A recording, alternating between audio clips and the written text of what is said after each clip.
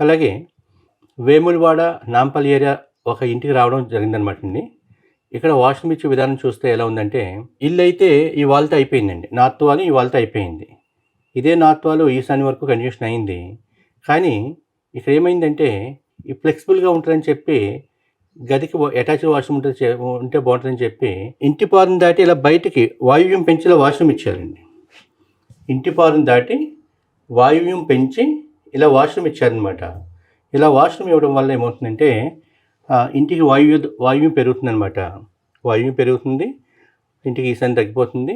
విపరీతమైన financial problems, అలాగే properties కోల్పోయే అవకాశాలు ఎక్కువ ఉంటాయన్నమాట.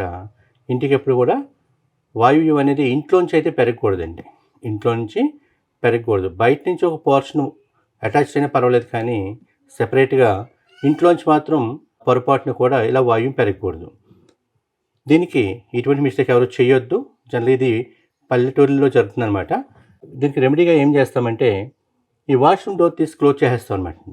అప్పుడు ఏమవుతుందంటే, ఇంట్లోంచి ఏదైతే వాయువు పెరిగిందో ఆ పెరిగిన వాస్తు దోషం పోయింది. ఈ డోర్ మనం బయట ఇస్తాం అనమాట అండి. అది కామన్ వాష్‌రూమ్ అవుతుంది. ఇటువంటి మిస్టేక్ ఎవరు చేయొద్దు.